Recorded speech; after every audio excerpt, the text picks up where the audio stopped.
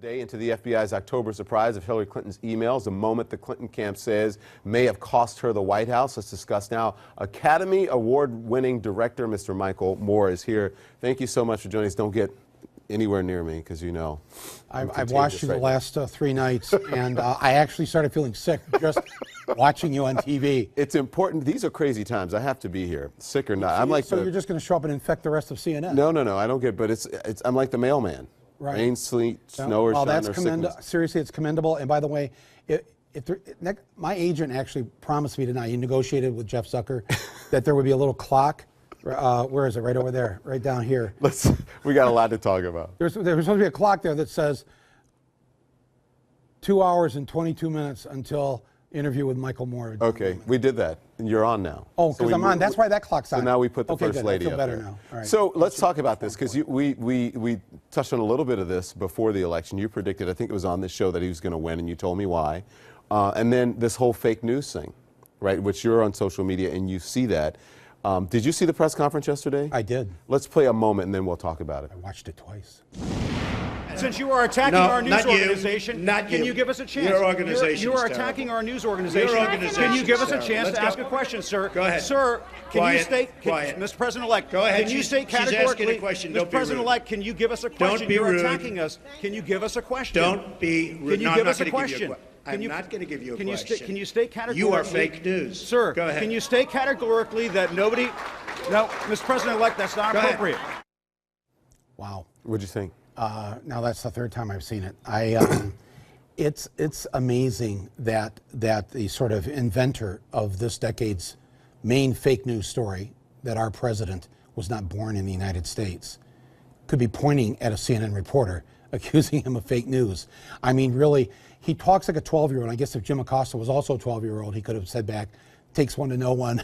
Well, I said, I know you are, but what am I? Yeah, what if he had said, you know, which is his big concern about the legitimacy of his president? If Jim had said, well, people say you're a fake president, that would have, you know, because once you start name calling, then all bets are off. I'm glad Jim took the high road, but he could have easily said something like that. An even higher road would have been for the next reporter. That's what I said. Did you say this on the I said air? that last night. The next reporter should have said, I yield my time to Jim Acosta, or just restate Jim Acosta's question. All journalists at this point must realize they are all in the same boat, and that this is a president that is going to attack the truth tellers. And so everyone has to have everybody else's back. And I was just noticing on MSNBC, you know, coming to the defense of CNN. And I was nice to see that this is not a competitive thing at this moment. Fox as well. I'm sure Fox. I'm sure they have. Yes. Yeah. And the Wall Street Journal. Yep. And right. Yeah. Well, that's the way it should be. And because the only way we're going to deal with a president who, what's the PolitiFact number? 84% of his statements are either half true or not true at all. I mean, it's just some outrageous number. Right. That's why we need you. That's why you have to do your job. The average person, people watching this at home right now, don't have, obviously, the means. I mean, they have social media, which is great, but if journalists don't do their job, then this is what we're going to be stuck with. And that press conference was so out there, the whole of it, not just the part about CNN, but just saying off the cuff, yeah, it was offered $2 billion this week. $2 billion deal in Dubai or whatever it was. Yeah. I mean, it would be. If you said that, if you began the show tonight with, by the way, folks, I got a big offer from of $2 billion from Fox News or MS, but I didn't take it because I love CNN. And he goes, I could do the presidency and the Trump organization. There's nothing illegal about it. I could do both, but I'm just going to do the presidency. And then he goes, Trump organization, by the way, great organization. Yeah. It's like, it's the weirdest combination of a narcissistic 5-year-old, which is kind of redundant because most 5-year-olds are all about themselves. And Buddy Hackett. But what's interesting, I think, is that he says most people don't care about his tax returns, most people don't care about his business conflicts, but the actual polls do show that people do care. If you look at voters and registered voters, I think it's upwards of 70% care about tax returns. They care about conflicts of interest. It's just sort of the zealots that are really far, and I don't even want to say they're right because it's not necessarily left versus right when it comes to Donald Trump. Right. It's just sort of Trump zealots. Correct. even Richard Nixon famously said, the American people have a right to know if their president is a crook, and I am not a crook. People do care about these things. It's the more he says they don't, the more he believes what he's saying, the more he's setting himself up. How long is this presidency going to last? Has Vegas started running a line on this before his either retirement, a resignation, or impeachment? I mean, really, how much longer can he go on? I don't know. Like this? I don't know. I think that he can probably last as long as he wants to last. If he does a good job, I think the American people will be on Well, his let side. me say something good about the Republicans then. They won't allow that. If he takes it, if he crosses, there's going to be a line. You know, you have a malignant narcissist in public office. And not just him. We've seen him in Albany. You've seen him around the country. Whenever you have a narcissist that's got power, they break the law. And he will break the law, and he'll break it more than once. And at some point, the Republicans in Congress will say, I've had it. Carl Bernstein compared not the necessarily breaking of the law, because there's no breaking of laws now. There's just questions about possibility of conflicts of interest and so on. And his treatment of the media, he said it's very similar to the way Nixon treated the media. He made it about the media rather than his own conduct. But there's one thing, I got to take a break, but I want to talk to you about Hillary Clinton. Now there's going to be an investigation into Comey's handling of that, the FBI's handling of Hillary Clinton's emails before the election. I'll talk to you about that on the other side of this break. Okay, great. CNN FBI Director James Comey and President-elect Donald Trump had a one-on-one conversation at last week's briefing. This is CNN Tonight. I'm Don Lemon. During that conversation, Comey briefed Trump on the two-page synopsis of unsubstantiated claims that Russia may have compromising information on him. And in the midst of this tumultuous transition, a review announced today of the handling of the Hillary Clinton email investigation. And meanwhile, President Barack Obama leaves his vice president speechless. Well, not for long. A surprise Presidential Medal of Freedom for Joe Biden in the final days of the Obama administration. You have to see it. Let's get right to Academy Award-winning director Michael Moore back with me now. And we're going to talk about what I just mentioned in the open. The Justice Department announcing it's launching a probe into the FBI's investigation of Hillary Clinton's private email server. What do you think they'll find here? And is it too little, too late? Well, we don't know what they'll find, obviously. I don't know. All my contacts within the FBI have dried up. Did you hear what I just said? Yeah. All right. Go on. I'm still on the air. Okay, Yeah, good. you're on the air. Listen, obviously this had a huge impact in the final week of the election. It's not the only thing, though, and so I'm glad there's this investigation, but I think that Democrats are doing themselves a disservice if they just focus on the Comey thing and not on all the other reasons this happened. It's disgraceful, if I could use a Donald Trump word, that twice in 16 years the Democrats have won the popular vote and somehow lost the Electoral College. That they would let this happen again, that nobody did the math, nobody thought this out, everybody knew what the law was, that Hillary didn't go to Wisconsin for 7 months. You know, these sorts of things. It's her own fault, and it's Democrats' own fault, you said, in a major way. But I want you to look at this. But yes, this had something to do with it, though. Yes. All right, good. Let's talk about that. These are the polls, and these are CNN poll of polls, which means it's a number of different polls, a snapshot of where the race stood nationally.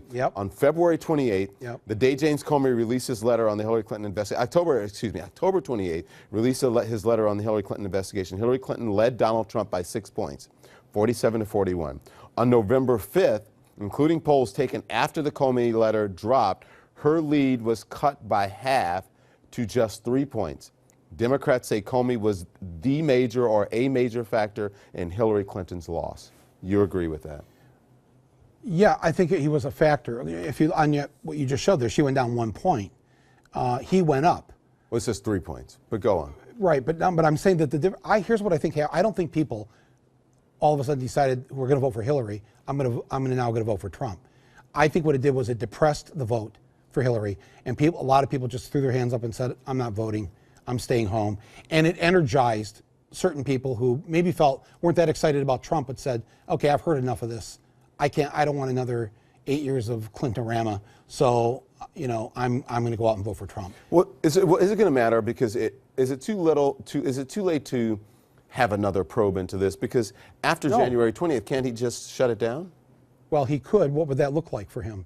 No, it's not too You think late. he cares? It doesn't matter. The American people care. I mean, if they don't, and if people who voted for Hillary don't rise up and raise a ruckus over this, and if it turns out that there was something funny going on here, that the people within the FBI knew that Comey was, I mean, the fact that he would release that information, but not the fact that there was this other information about the Russian hacking and this other stuff.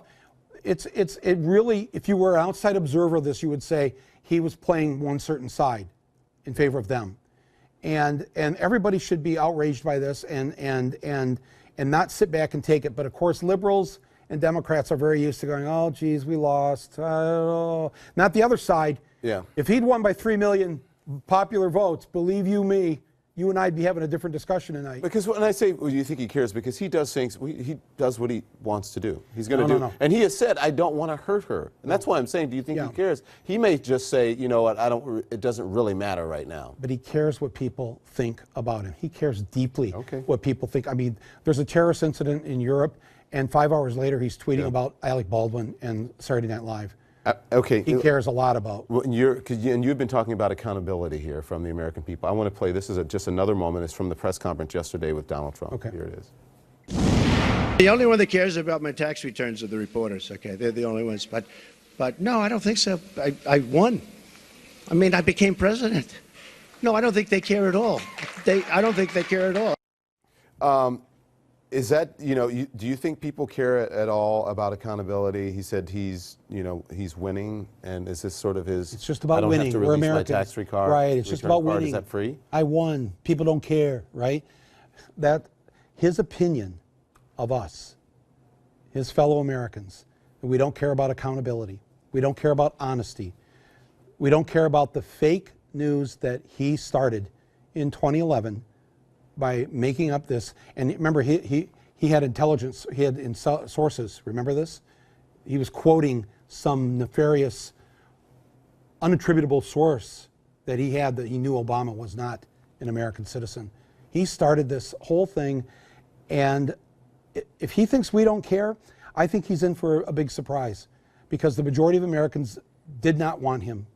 Not just the 3 million difference between Hillary and him. There's another 7 million that voted Green and Libertarian. They also said they didn't want Donald J. Trump as their president. That's over 10 million people who voted that didn't want him as president. He should care. If he doesn't care, he should care. He should care deeply. And I'm glad that you and other journalists are not going to stop doing your job. Stay on this story. It's an important story. And his whole thing, watching Anderson last night on this network was just beautiful. It was like, and Kellyanne, what's happened to her? I mean, it's just amazing. But Anderson would not let up. That is the job here at CNN and all the other networks. You cannot let up. The American people are pretty upset at how Trump got into this and was not at the beginning treated in the way he should have been treated. Got to say things. Got to phone into shows from bed. And would you ever let me be on the show from bed? Depends on if you're running for president, I might let you. First of all, get that thought out of your head. But second of all, if you're running for president, I might let you do it. Really? Yes, don't. why not? If I ever run for president, don't ever let me phone in from bed. Don, how's it going, Don? I'm in my gold-plated bed. No, this is the media fell down on the job at the beginning, not doing it now. This is important that everybody does their job. The American people are counting. Listen, I agree with you, and I think that's support the state. And as you know, I know it's going to be hard for people to believe because they just don't. I'm not a partisan person. I'm neither a Democrat nor a Republican. I don't believe in. I'm registered as an independent. I'm not registered with either one. I think they're all politicians, right? And they all work for us, and they all do what they have to do to be politicians. And I understand people like Kellyanne Conway and other folks, when they come on here, it's their job to spin. It's not their job to lie to the American people, but it's their job to spin. And that part is very frustrating. But also, I have to push back and tell you that if Hillary Clinton had called from bed, from Chappaqua, or from wherever she was, running to be the leader of the free world into this show, and she wanted some airtime to talk about issues that were important to the American people, I would have taken her call and put her on as well. With a doctor's note. With a doctor, if she had pneumonia and she was in bed, but with proof. And we asked every single one of them to do it, and they said no. And you know who said yes? Donald J. Trump. That what? That And he so would, that's not his fault that what? that others were not on the air when he was. Right, but yes, but if you're running for president, you should have to show up. How do you conduct an interview with somebody? I don't disagree if with you. You don't disagree? I don't disagree. No, and by the way, let's remember the historic night. If I was teaching journalism, I would pull up the tape. I can't remember the date, but I was watching you. It was 10:45 p.m. and you were in a, I don't want to call it a brawl, but you were doing your job as a journalist, and Kellyanne Conway did not like what you were doing. I know exactly what it was. You know what I'm talking about? It She was the left night the he gave a chair. speech, and I think it was in Minnesota or Minneapolis or someone. He gave a speech on race. Okay. And she proceeded to tell me that the speech was not about race and not about African Americans. Right. But what she didn't tell us, and all-white this is the audience. first time I'm saying this on the air, is that she was invested in that speech. It probably had written some of it. And the next day she was going to be the campaign manager. So she knew that while she was She sitting knew that here. while she was sitting here, but Wow. we didn't know that. Wow, because Yeah. she got up like she had been somehow Yeah, of course maligned it- by you. Yeah, of course we And should in talk about fact, this. you were This is doing exactly- you were this is the doing your truth. you were doing your job, and then the next morning she's the campaign manager. Yeah. And I thought, wow, that was an interesting. People at home don't know that, though. Well, they they do do now because Yeah. because I was on here as your confessor, and you were able to. Well, that's the honor. I'm just telling the truth. The truth is Well, the truth. Yeah. More of that, right? Because as they said, I don't know if you knew, but it said the media and different people knew about this story, the unsubstantiated story. Yeah. Everybody, that's been around town for a long time. But what happens is when people come on, and I'm not just saying her, but anyone, for anyone, whether it's Democrat, Republican, or whatever, and when they come on and they don't tell the American people the truth, and they continue to sidestep questions, it doesn't help the audience or the viewer to even have them on because it's just more misinformation, and it doesn't help. So it doesn't behoove anyone to even have them on anymore, I think.